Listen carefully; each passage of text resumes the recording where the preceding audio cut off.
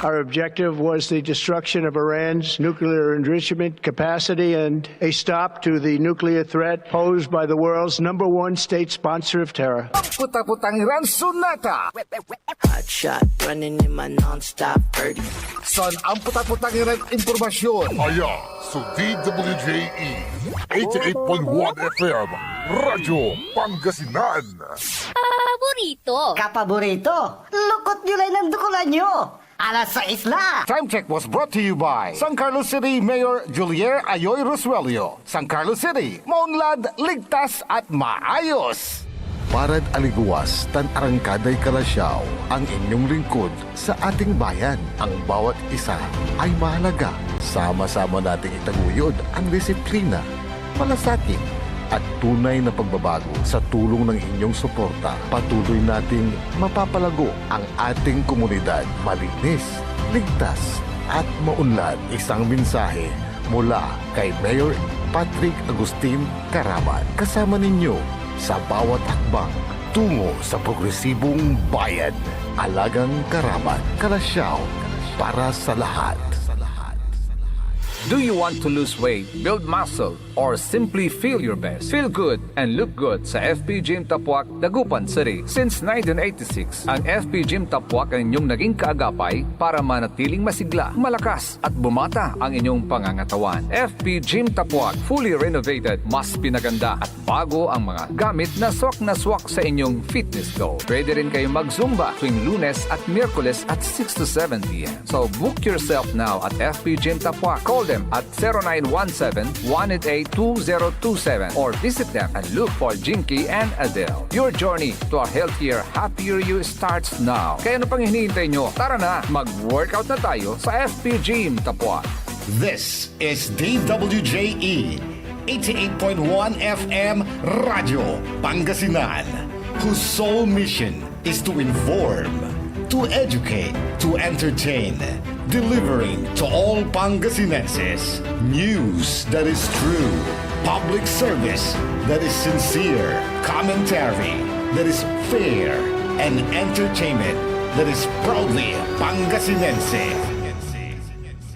This is your DWJE 88.1 FM Radio Pangasinan, going beyond just being #1, working towards total domination.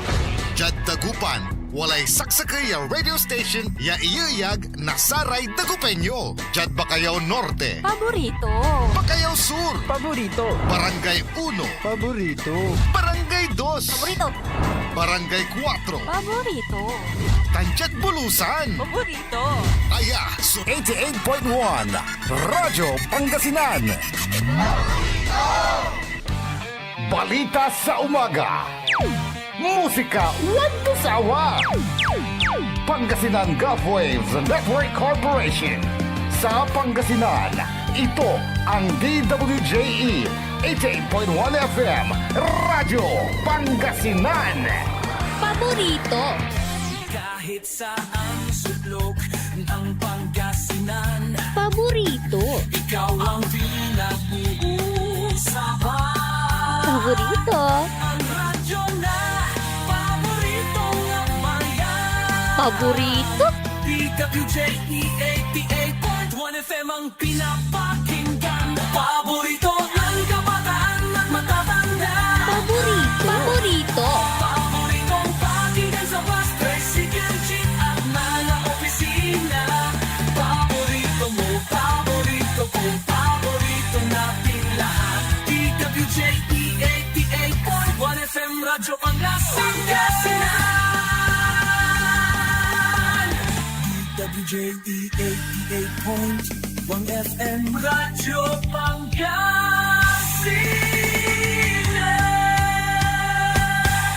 Paborito. Ang susunod na programa ay rated GP. GP? Ano yun? Garantisadong pampaborito. Wadyala sa programan Mambangon si kayo kapaborito. Pakaringalan na sa aray balita, impormasyon at loob tan paway na luyag na Pangasinan. Maabig ya Kabwasan, Pangasinan. Maabig ya Kabwasan, Pangasinan. Kaiba si kapaburiton Dennis Mojares dan si kapaburiton Errol Horado. Jalabat, DWJE 88.1 FM, Radyo Pangasinan. Maabig ya Kabwasan, Pangasinan. Oras alas 6:07 na Kabwasan. Masantos tan maabig ya Kabwasan luyag na Pangasinan. Wajan ipaparong tals programan maabig ya Kabwasan Pangasinan. Pakasula na saray balitad lokal, balitad nasyonal. Agawad loob na 24 oras. Naringalan jalabat DWG 88.1 FM Radyo Pangasinan paborito. Nakaulopyo dasayan Kabwasan. Makterion Lingkor, Timog ti Pangasinan, Dennis Mojares. Kay bamot si kapaborito Errol Horado. Nandiyan technical control si Engineer Nixon Dakal. Agunatan na Martes, Pizza 8 at bulan na Hulyo 2025. Jadasaray ulo na balitad lokal. Balitad Kabwasan, Jed Radyo Pangasinan. Bangkay na BE nalmuan at kwarto tunya ang gapukuno sa foul play. Balitad Kabwasan, Jed Radyo Pangasinan. Lakin ng sarili at wakyar at motorsiklo. Balitad Kabwasan, Jed Radyo Pangasinan. 72 anyos ya laki na babalang in report at police. Balitad Kabwasan, Jed Radyo Pangasinan. Impanpiki na dokumento BE inaristo. Balitad Kabwasan, Jed Radyo Pangasinan.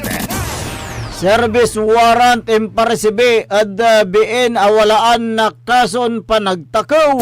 Balitad Kabwasan, Jed Radyo Pangasinan. Jabalat at balita da nasyonal.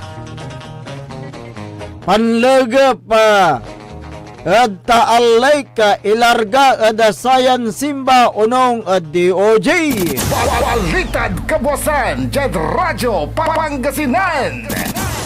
Tutoy benbenlah nanturi. Balitad Kabwasan, Jed Radyo Pangasinan.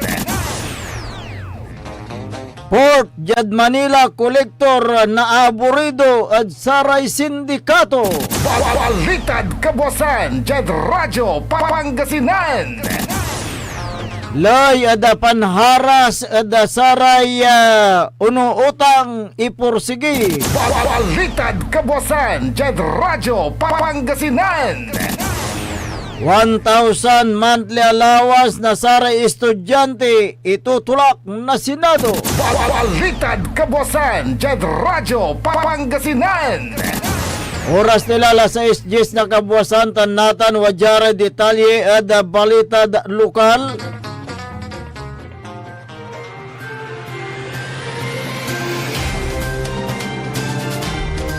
Bangkay na BE arumog jad mismong kwarto at oras na alas 12:37 ng aram jad barangay Bunuan na Geset sa syudad na Dagupan.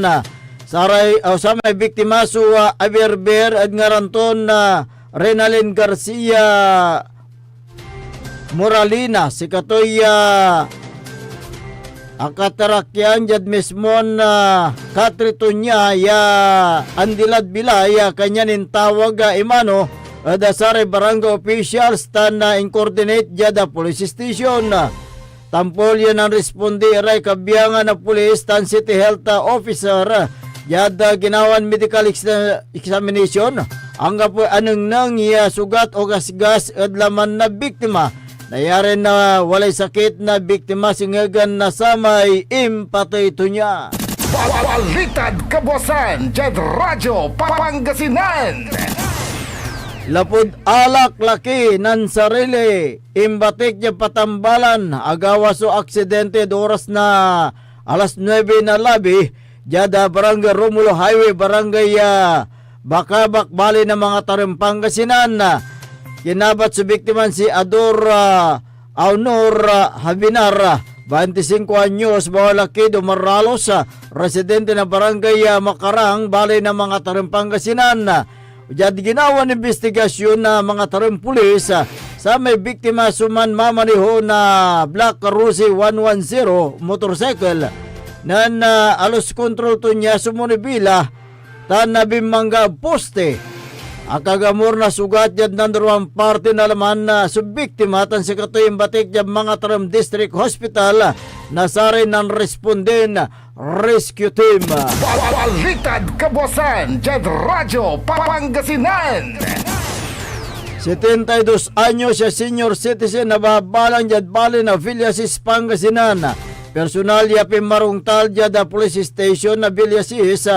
So manangaran na Virginia Mandak Evangelista, 71 anyos, residente na barangay Poblasyon Sunto, adabit na balay.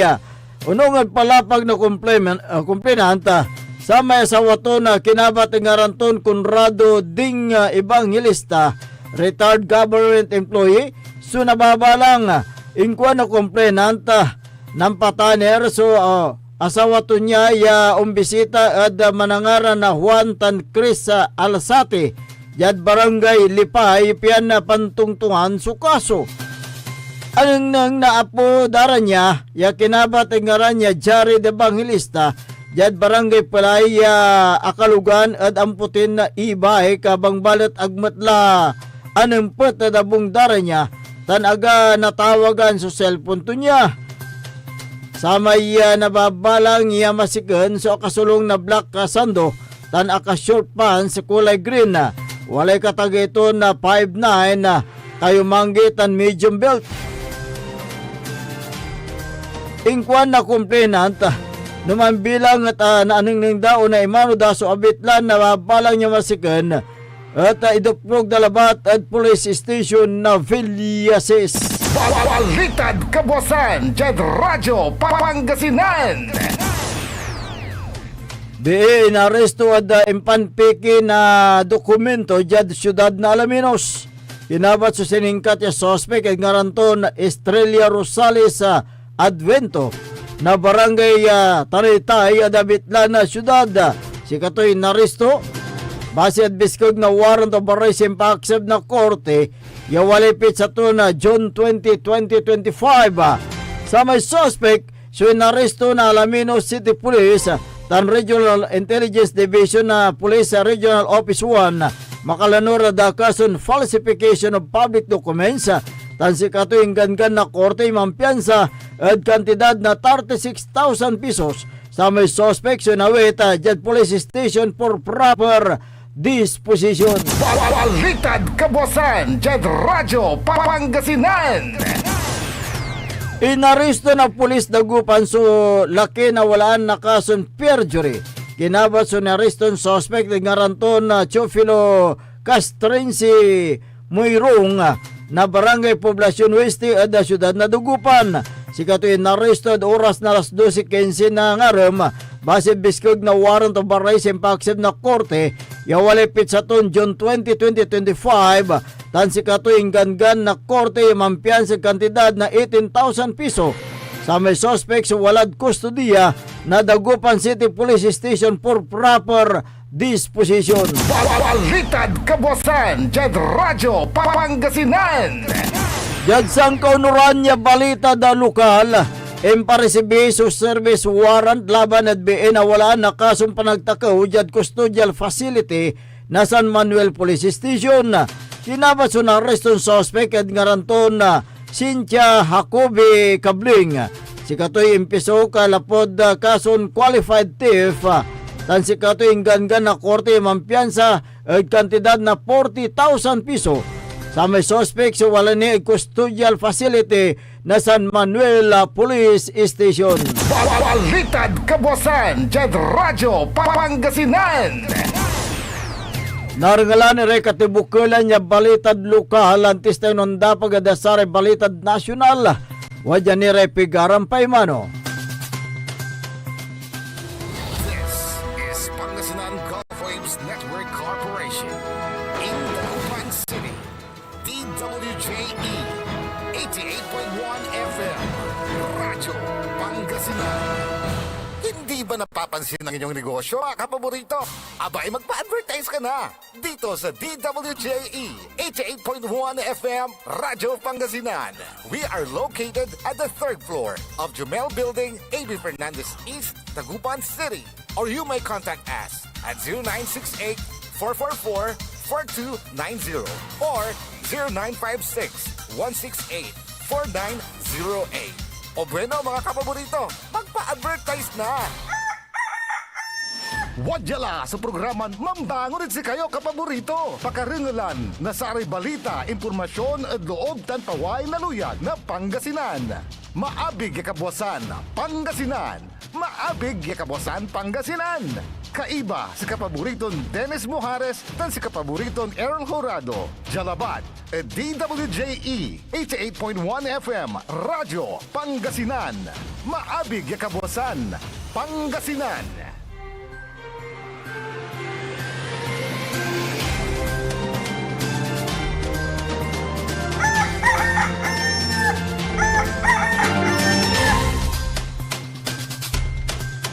Alas 6:19 na po ng umaga. 6:19.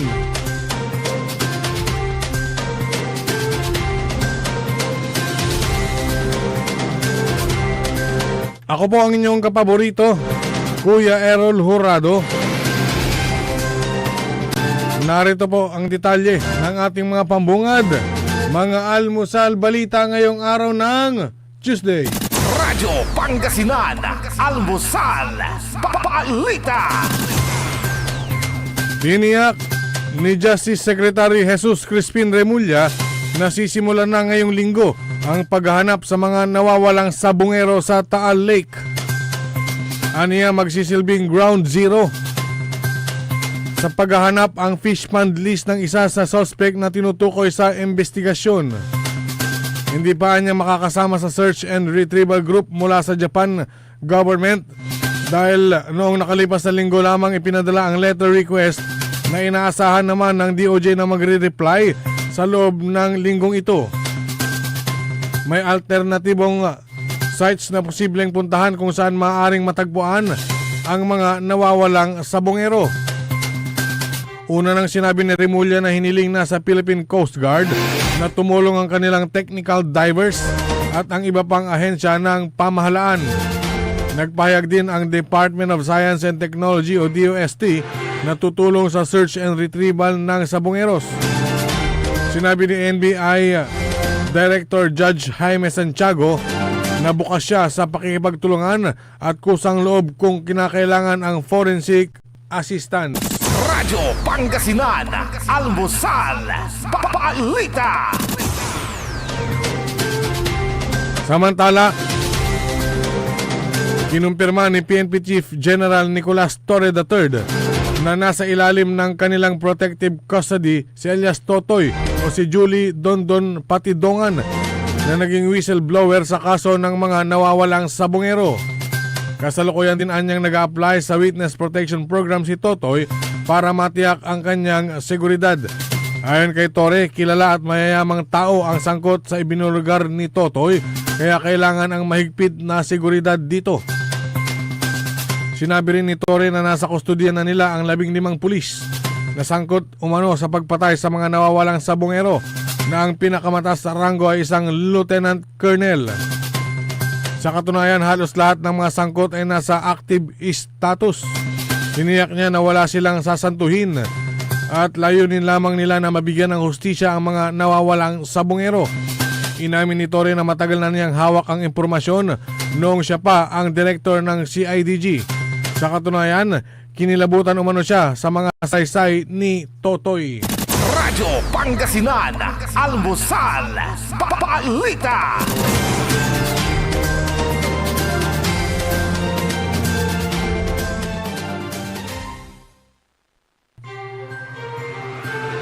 Sa iba pang mga balitang nasyonal, inihain ulit ni Senator Sherwin Gatchalian ang panukalang batas na magbabawal ang pananakot, panghaharas at pagpapahiya sa mga Pilipinong umutang, lalo na sa mga inaasintahang biktima ng ilang abusadong online lending apps. Pasok sa mga priority bill ni Gatchalian sa ika-20th Congress ang Fair Debt Collection Practices Act na layong protektahan ang mga umutang mula sa mapang-abusong paniningil. Kwento niya, may isa siyang constituent sa Valenzuela na nagpakamatay matapos ang tuloy-tuloy na pambubulabog at pananakot umano ng isang online lending company. Hindi lang sa kanya kundi pati sa kanyang pamilya. Bawal na ang public shaming at pagbabanta. Kapag naging batas, ipagbabawal ang paggamit ng pagbabanta, pagmumura o mahalay na pananalita at pagbubunyag ng personal na impormasyon ng umutang para lamang mapilit silang magbayad. Ang mga lalabag ay maaaring pagmultahin ng hanggang 60,000 pesos. Matagal nang may mga sumbong laban sa ilang lending apps na ginagamit ang kahihiyan bilang sandata sa paniningil, madalas pa sa social media o group chat. Noong 2021 pa lamang, binalaan na ng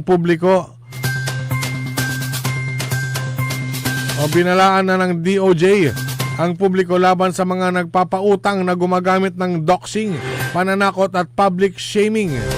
Ayon sa DOJ, pwedeng kasuhan ang mga ito sa ilalim ng mga umiiral na batas gaya ng Cybercrime Prevention Act at Data Privacy Act. Mula Abril hanggang Mayo lamang ngayong taon, nakatanggap ang Presidential Anti-Organized Crime Commission ang mahigit 13,000 reklamo laban sa abusadong online lending apps. Hindi rin nakapagtatakang marami ang naapektuhan.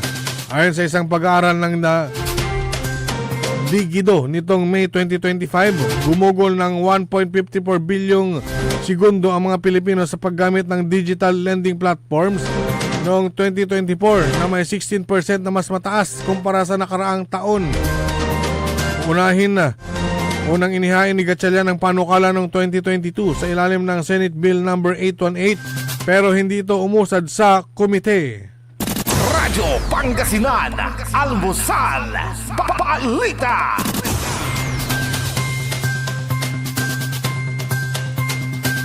Sa iba pang mga balita,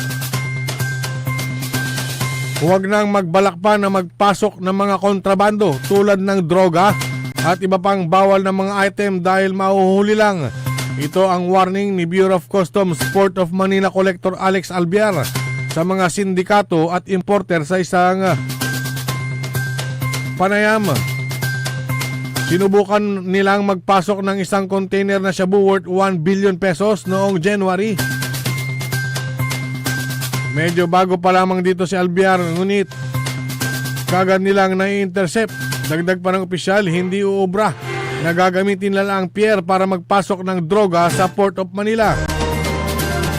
Huli din ng Mayo at Hunyo ni Albiar ang ilang container na mga isdang mackerel na ilang milyon din ang halaga. Hindi rin nakalusot nito lamang Hunyo ang ilang container ng sibuyas mula China dahil walang import permit sa Bureau of Plant and Industry.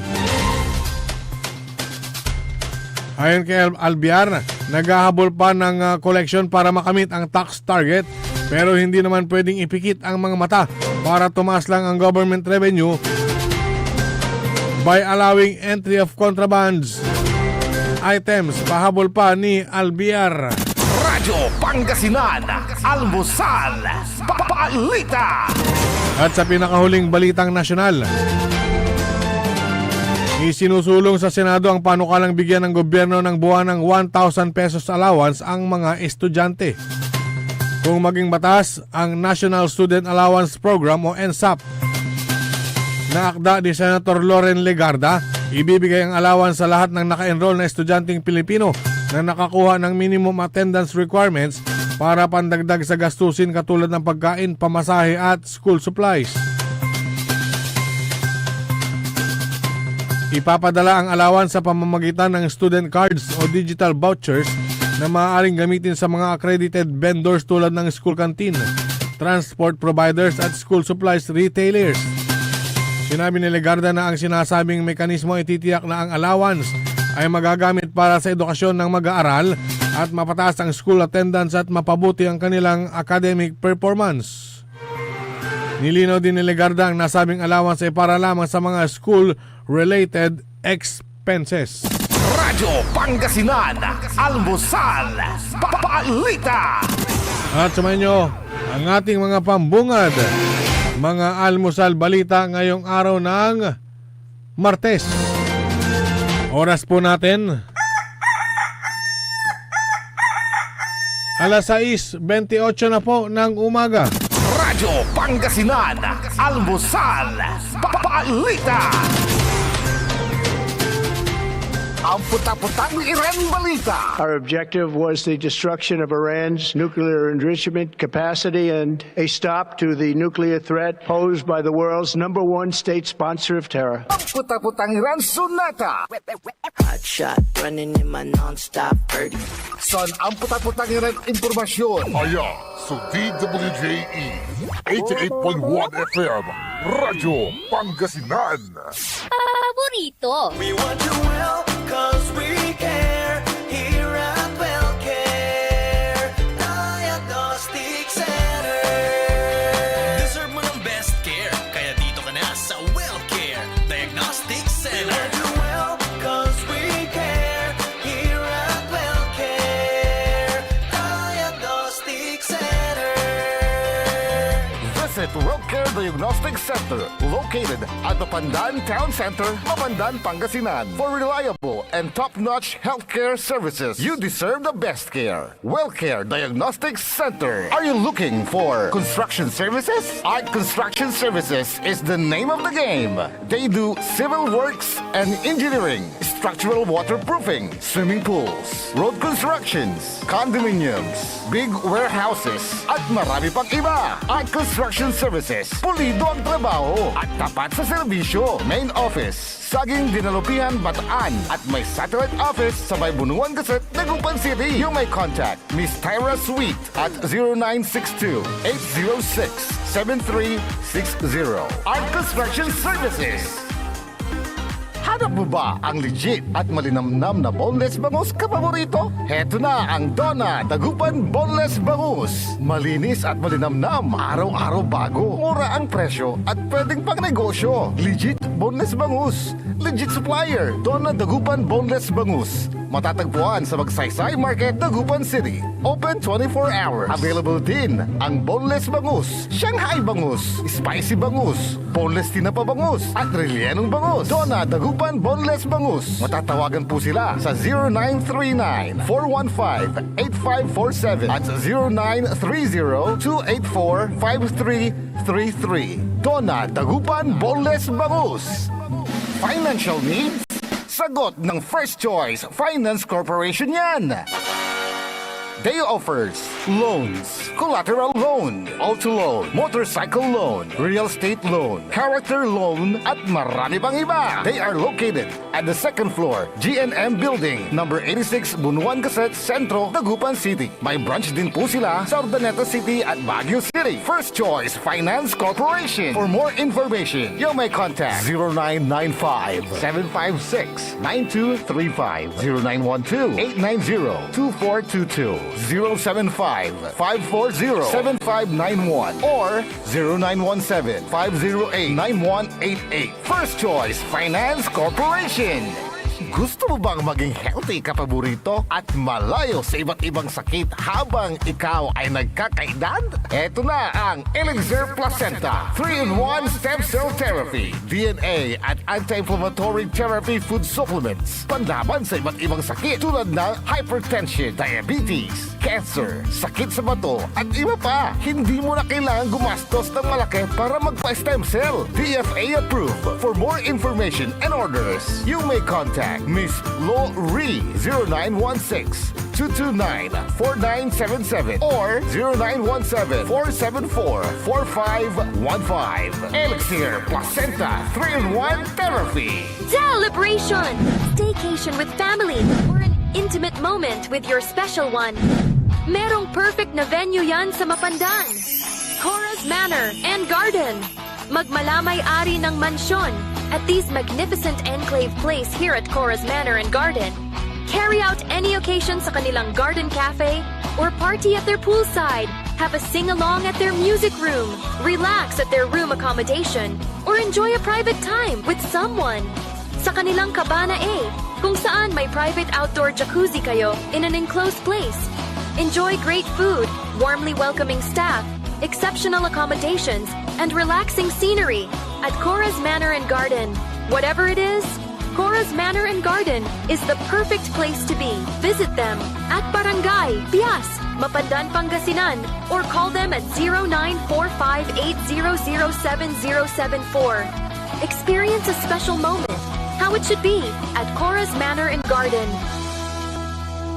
Get that beautiful makeover and hairstyle the way you want it. Visit Barber's Salon for Men and Women at Pax Building, JL de Guzman Street, Poblacion, Mangaldan, Pangasinan. Barber's Salon for Men and Women is open daily until 6:30 p.m. Feel confident, feel beautiful. Let Barber's Salon for Men and Women bring out the best in you with their well-experienced barbers and beauty experts. They also offer their original Barber's pomade and other beauty products for women. Book yourself now and call Barber Salon for Men and Women at 0917-533-3552 or 075-656-4119. Walk in and walk out with pure confidence. Barber Salon for Men and Women. Mas pinalakas, mas pinatindi, mas pakikinggan. Serving Pangasinan through music, news, and information. Ito ang DWJE 88.1 FM Radyo Pangasinan. Diyan Pangasinan, walay saksa kaya radio station ya iiyag na Saray Pangasinense. Diyan Aguilar, Paborito! Basista, Paborito, Binmale, Paborito. Bugalyon, Labrador, Paborito. Lingayen, Paborito! mga taram, Paborito! Diyan Orbes Tondo. Paborito! Aya, 88.1 Radyo Pangasinan. Paborito ng kabataan at matatanda. Paboritong pakinggan sa bus, tricycle, jeep at mga opisina. Paborito mo, paborito ko, paborito nating lahat. DWJE 88.1 FM Radyo Pangasinan. DWJE 88.1 FM Radyo Pangasinan.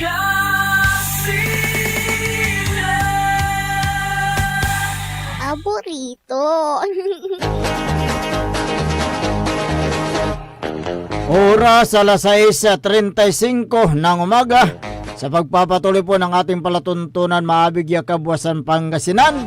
Siyempre, ang inyo pong nakakasama sa umagang ito. Good morning Pangasinan, Maabig Kabuasan. Ako pa rin po ang inyong kapaborito, Kuya Errol Jurado. Macterion Lingkor, Timagti Pangasinan, Dennis Muharis. Kasama din natin dyan sa may technical control si Engineer Nixon Dakal. Araw po ngayon ng Martes, hapit sa 8 sa buwan ng Hulyo 2025.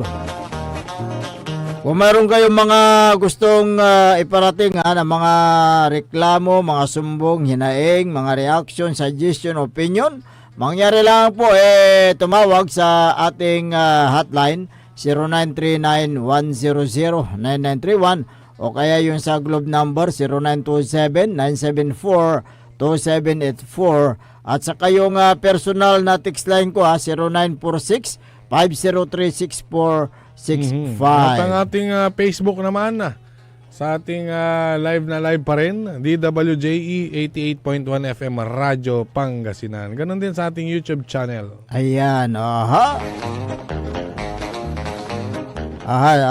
noong nakaraang linggo, kapaborito Errol, nakipag-ugnayan si City Mayor Jolier Ayoy Resuelio sa agriculturist at saka sa mga magsasaka.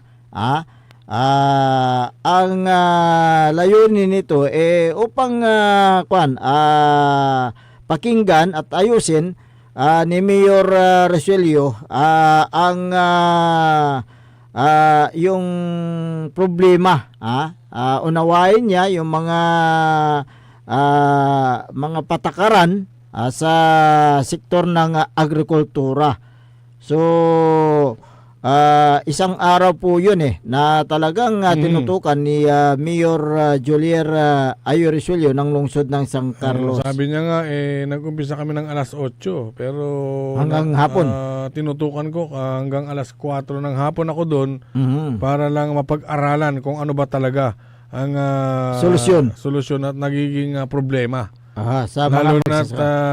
mga magsasaka ang pinag-uusapan. Oo. Kaya talagang nakatutok po itong si Mayor Julier Resuello sa sektor ng agrikultura. Ngayon, tunghay nga natin yung panayam kay City Mayor Julier Ayoy Resuello. National government po, lahat naman po ng ayuda binibigay. Bini, fertilizers, no? And some farm machineries. In terms of the local government naman po, andyan po yung tulong natin ng mga makinarya din. Bumibili po tayo ng purchase ng mga harvester, tractors, no? Ang mga hand tractors sa mga farmers natin, knapsack sprayers and other needs po, like tubo, saka mga makina para nung nagsaraman so dumaralos tayo. For now, siguro po, kung konting barangay na lang po ang hindi natin na bibigyan ng kumpleto na farm machineries. But before my term ends, ang napag-usapan po namin, sisiguraduhin ko na lahat po ng mga farmers association natin ay magkakaroon po ng kanya-kanyang hand tractor, kanya-kanyang traktora, kanya-kanyang combine harvester at other farm machineries na kakailanganin. At actually, ako nga po pabiyahe sa susunod ng mga buwan na titingin po ako ng mga makinarya sa ibang bansa na isang bagay na kung saan ito ay magagamit na usap na araman sa Dumaraos sa siyudad na San Carlos. Aka-design para sa may pangakakulanda. Alam sa may mga available na the market, katuman sa salyon tayo, ng specifications, katuman sa salyon tayo, and nang-gather the information sa araman sa Dumaraos tayo, ang turaraman sa specifications sila na sa araman sa farm machinery, sa ikat tayo sa siguratan, ang niraraman sa attachments. Kaya kailangan daw para sa mga suot na kalusap natin. Meron po ba tayo sa irrigation, ito mga solar generate? Meron po tayong mga solar irrigation system po na ginawa, no? Pero hindi po yan galing sa syudad. Meron po tayong ginawa, isa lamang po. It is located po, pinondohan po yan sa Barangay Gamata, sa Carlos City, Pangasinan, kung saan ito po ay napakaganda ng magkagawa ito. With regards to other solar irrigation po, medyo mahina po yung ginawa po ng NIA. Kasi ang nakikita po natin problema dito yung sapon. No? Kasi meron ginawang 5 solar irrigation doon sa Barangay Pamapang. Hindi pa po natatapos yung 4 nasisira na isa. Ngayon, natapos na po yung 4, ngayon nasisira na naman yung 2. So hindi pa po sila nakakasigil, pinipili nila makasigil, pinapipirmahan po. Hindi pa po tapos yung proyekto, pinapasigilan nila. No, hindi po namin alam kung nakasigil yan, pero magsasabihin po kami sa niya ng query kung nakasigil na po ba at bakit hindi po nila ina-address yung mga problema tungkol sa irrigation na yan na kanilang pinagawa at kanilang pinunduhan. So makikipag-coordinate po tayo sa niya with regards to that. Mayor, during the meeting na tinanong po niyo with the farmer kung bang isang problema po ba itong narating po namin. Kumaga sabihin mo naman po na hindi suitable yung binhi na dumarating po dito doon sa gusto nila itanim na suitable nila sa kanilang sakahan. Opo, yun po ang isang problema na meron tayo na nakikita natin dito sa ating mga farmers, no, na kung saan nung nakipag-usap na po tayo sa kanila, sinabi po nila yung agam-agam nila with regards po dun sa mga bini na dumarating po sa nasyonal, na kung saan hindi naman po lahat ng lupa ay suitable para dun sa binibigay po ng nasyonal. So nag-usap-usap po kami kung anong magandang gawin. Siguro po I will go to the regional office of the Department of Agriculture para po makipag-dialogue sa ating regional director, lalo na po sa rice program po na Department of Agriculture para po masabi namin yung nailing ng farmers natin sa siyudad ng San Carlos. po kasi lahat na ng kumbaga yung bili na pinaparating na rito napakarami ay hindi po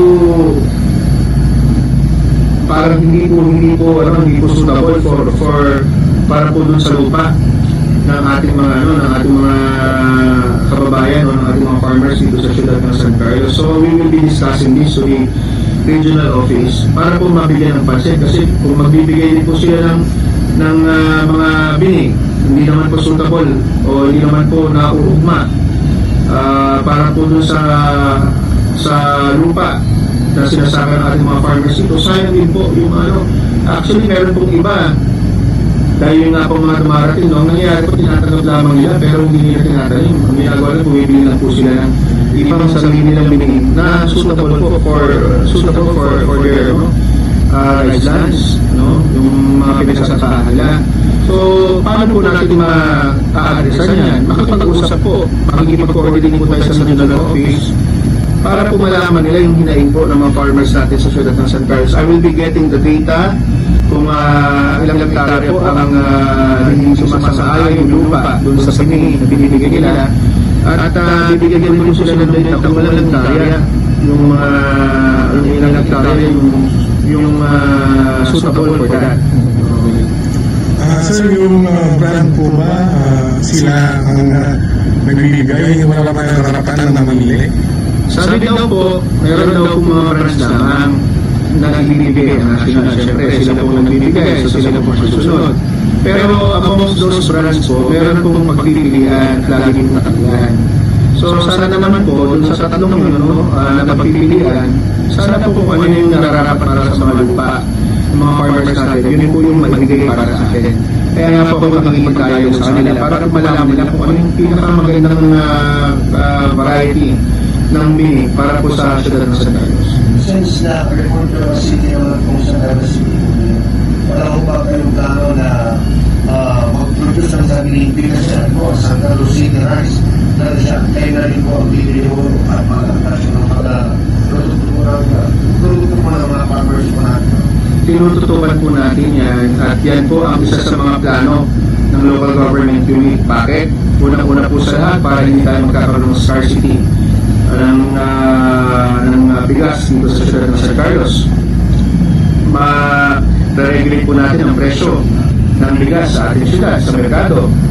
Pangalawa po, may-eliminate na po natin yung middleman na kung saan ang nangyayari po hindi sa pwede pong ibenta ng mga farmers natin yung mga bigas nila sa magandang presyo dahil may mga financier, may mga negosyante na sila nagaganito, no? So napipilitan po na doon ibenta ng mga farmers natin yung mga bigas nila at a very low price, no? If I'm not mistaken, pagka NFA po ngayon, ang bilihan po ngayon is 23-24. Pagka po middleman na po ay magagamit ng buma ng kababayan natin, kukumplituhin lamang po natin yan. It is a 5 hectare lot na kung saan pwede pong gawin doon ng solar dryer, pwede din pong gawin ng mechanized dryer. Kahit na upulan po, pwede pong patuloy doon yung mga produkto ng ating mga magsasaka. Ngayon po, sabi ko nga, ang susunod natin programa is yung pagbili ng mga bigas ng ating mga produkto ng ating mga kababayan para hindi mo sila lalayo. And we will now be eliminating the middleman kung saan yung pagpapababa ng presyo ng ating mga kababayan sa siyudad ng San Carlos. Yung naging programa po kanina, dyan po sa may Plaza Sir, na may mga 15 mga papahalan po ng kababayan natin ang nabigyan ng tulong pang kabuhayan na ngayon. Ito po kasi programa ko, dapat po before election, ipamagiging namin ito. Bawal po kasi mag-distribute. Kasi baka po, sabi nga po, bawal sapagkat baka daw ito yung maging pamamaraan ng panunuhol. No?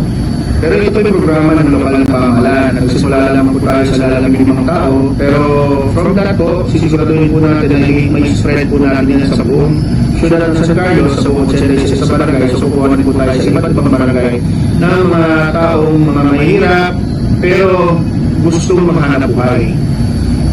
Sabi ko nga po sa kanila, huwag po nilang sasayangin yung binigay natin programa sa kanila, pagkakakitaan nila, para po may panggastos, panatustos sa kanilang pamilya. At sana po, pangalagaan nila. Kasi alam niyo po, sa panahon ngayon, wala nang libre. Lahat po pinabayaran. Sino po ba kayo magbibigay ng pangkabuhayan package worth 40,000? Worth 40,000 sabi ko po kasi 25,000 po yung mismong card. Tapos 15,000 po yung laman ng card pangpuhunan. So sabi ko po, pag naluwi kayo, at sana naman po ba, no? Pag naluwi kayo, huwag nyo ibibenta yung card, ibabalik po sa amin yan. Kasi para po pwede namin ibigay naman sa ibang tao na gusto magsimula ulit ng anak buhay. No? So, isa lang po yan. So, pag ganyan po, 15 katao po ang beneficiaries po natin yan. At sa mga susunod po mga buwan, no, lalagay din po tayo ng iba pang klase na kapakabuhayan package para po sa mga kabayan. Yung monitoring po nila sir. Monitoring po, kinausap po natin yung mga barangay captain na sana tulungan tayo sa monitoring. Na sana kung ano yung kinikita nila ron, hindi gagawin sa Panginoon, hindi gagawin sa Panginoon, sa Pangpusoy, Pangkayaan sa Sado, Pangkayaan sa Ronteng. Dapat po ang pera na kinikita nila ron ay magamit nila na maayos para sa kanilang pamilya. Mahirap po magsimula. Lalo-lalo na sa mga ganyan negosyo. Pero sa pagsisipag lamang po, overcome po natin yung hirap na pagdadaan natin. Lalo-lalo na po kung masasal, manasusukoso, yaman anak buhay, para na pamilya ito, para sa auto, nagawan po talaga. Wala pong babayaran sila. Libre po yan ang binigay natin. Pero ang responsibilidad lamang po ay dapat ayusin nila kanilang hanap buhay para po hindi naman malugi, hindi masayang ibigay ng local government. Mayor Lasso, kaupo po ng bagong mandato po naman sa inyo. For another 3 years old na panunong po naman ninyo. In the message po, kasi naging 12 buwan, hindi ko nasasabi ko, 12 buwan, isa lang po ang nakapasok na karoon yung ibig sabihin ko, ang matas po yung yung support ako na nakuha po yung sa inyong mga kumayan. In return, ano po ang mga gagawin po ninyo para sa kanila sa bibigay ng support po sa group po nito. Sa panghuling termino po ulit, pangalawang panghuling termino na binigay na sa akin at pagkakataon na binigay po sa akin mga konsyales at vice mayor, no? Siguro po ang masasabi ko lamang ay mas maaasahan nila ngayon ang serbisyo na pagpapatuloy sa lahat po ng ating nasimulan at pagpapaikling po, pagiging stricto na rin po. No? Alam nyo, kailangan po natin maging stricto kasi may mga bagay po na masyado tayong lenient, considerate. No? Pero ngayon po, yung mga bagay na dapat na hindi ginagawa dito sa syudad natin, dapat po pigilan na natin yan. Lalo na po yung mga, we have to instill discipline amongst our constituents. No? Kung hindi po pwede, hindi po pwede. Kung bawal, bawal. No, wala pong padrino system na gagawin dito. Pagkos kailangan sundin po natin para magkaroon po tayo ng disiplina. Alam nyo, napakagandang makita na ang mismong mga kababayan natin na may disiplina. Siguro po, ito dapat magsimula sa aming mga opisyales at mga empleyado ng syudad ng San Carlos para po makita ng mga kababayan natin na dapat sila rin ay sumunod sa disiplina na meron tayo sa ating pangamanan ng syudad. In terms of projects and programs, mapupuno po tayo ng proyekto at programa sa ating syudad. Isa-isayin po natin yan mamaya pagka tayo po yung salita sa ating state of the city address in the next few days, in the next few months. No? At ito po isisigurado ko na kung ano man po yung estado ng syudad ng San Carlos, mas aamin pa po ang ating syudad sa susunod na mga taon.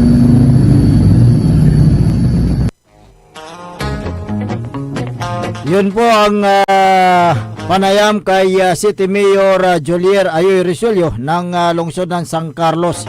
Ang lungsod ng San Carlos ay may lawak na 16,000 plus na hektarya. Ngunit ang taniman ng palay o mais ay may lawak lamang na 6,000 hectares. At binubuo ito ng 70 o 79 na Farmers Association ayon kay Mayor Jolier Ayoy Resolio. At yung ang sabi niya, dapat na ibagay yung certified seeds na kailang itatanim sa mga lupain, yung nararapat na variety na palay na itanim ng dyan sa lungsod ng San Carlos. Kaya may tulong din ang ang national government sa lungsod ng San Carlos. At siyempre, nandyan na yung mga certified seeds, mga fertilizers at farm machineries. Sa lokal na pamahalaan din ng San Carlos, nagbibigay din sila ng farm machineries, gaya ng tractors, mga harvester at sprayers na gagamitin ng mga magsasaka. At sa pagtatapos ng termino nitong si Mayor Julia Resolio, dapat lahat ng mga magsasaka ay mabigyan ng farm machineries. Kung kaya't siya ay nakatakdang bumiyahe patungo sa ibang bansa upang tumingin ng mga farm machineries dyan sa ibang bansa, ay yung mga makina na ito ay mga gamit ng mga magsasaka sa lungsod ng San Carlos. May ano lang siya mayroon lang siyang gustong itanong sana dahil isang brand lang yung ibinibigay na hindi naman suitable yung sa lupa na pinagtatamnan. Yung yung brand. Yung brand. Dahil may isang brand lang na ibinibigay. Hindi rin nagagamit ng mga magsasaka. Bagkus, bumibili lang din sila. Kaya sabi ni Mayor, ay dapat kung ano ang gusto ng mga magsasaka, kung ano ang kailangan nila, yun yung ibibigay natin sa kanila. Sana. Yung talagang ginagamit dyan sa San Carlos. Kasi magkakaiba yung klase ng lupa kaya dapat yung sana naayon sa isang lugar na magagamit ng mga magsasaka ang ibibigay. Ayan. At kahapon nagpamigay ng yung pangkabuhayan. Pangkabuhayan cart. 15 po yan. Yung pangkabuhayan cart ay atan may motor. Na walay garong to. Alam mo, natuwa ako nung sinabi ni Mayor merong merong garong na may pares. Ayan, inain ngayon yung paresan, nga lalo na ngayon tag-ulan, yung lugaw-lugaw. Yung kinakain natin sa gilid-gilid. Kaya may kanin, may sabaw, may karne. Yan, pares po yan. Lahat worth 40,000. Ang worth 40,000 bawat nakatanggap. Kasi 25,000 na yung cart. Yung cart. 15,000 yung 15,000 pesos yung laman ng cart. Yung ibebenta na pangkabuhayan na magi-start na nga. Ang gagawin lang ng tao pupunta sa isang lugar at magtitinda na. At sana yung kikitain nila pantustos nila sa kanilang pamilya. Huwag yung isugal, huwag pang-inom, gamitin nila sa pangkabutihan para sa kanilang pamilya. Ayan, kahit napakaganda po itong mga programang ito ng city government. Sana po makakatulong ito. Ang payo ni Mayor ay sana gamitin sa tama yung mga kikitain, gamitin sa pamilya, sa mga estudyante. Dahil kung yan po ay ayaw naman sana mangyari ni Mayor, na-bankrupt, mapipilitin po silang bawiin po yung ibinigay na cart at ibibigay naman po sa ibang may gusto. Ayan, Ang kanya pong target ay initially kasi yan, meron mo ng 15. Initially. Pero ang target niya ay bawat barangay ay magkakaroon. Kung sino man ang makita nila na gusto magkaroon ng chance na magtinda pero wala silang pampuhunan ay bigyan ng pagkakataon. Ayan, okay. Mag-exercise muna tayo. Engineer, take it away.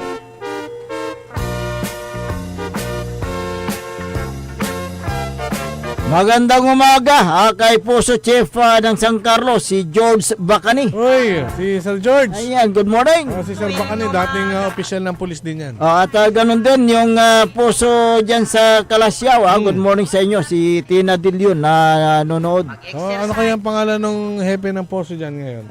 Dyan sa Kalasyaw. Alamin natin. Magandang umaga rin kay Mar Pascua, kay Maki Mapalakapag Soriano, kay Don Ramon Bautista Sr. Ayan, Adila de la Cruz dyan sa may Kalasyaw. Good morning. Si Sida Gigi, ayan, magandang umaga. Bing Nabat, good morning, ayan. Good morning din sa mga nakikinig dyan sa may bayan ng Kalasyaw.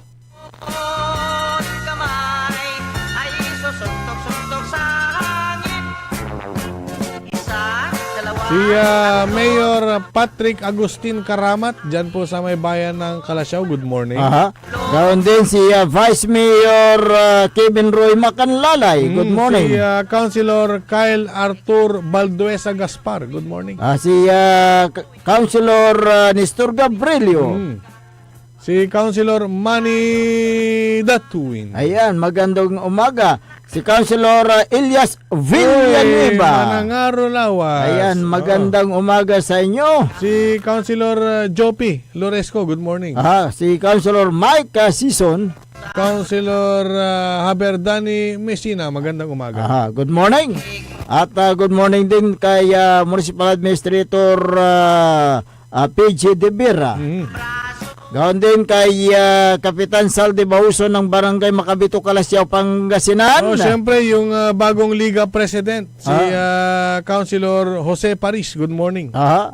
Good morning sa inyo at ganon din good morning sa lahat ng mga kikinig dyan sa bayan ng Kalasyaw, Pangasinan. Si Sir Shermel, yung kanilang Municipal Tresurero at saka si Sir Ed. Villacorta ng MDR. Good morning.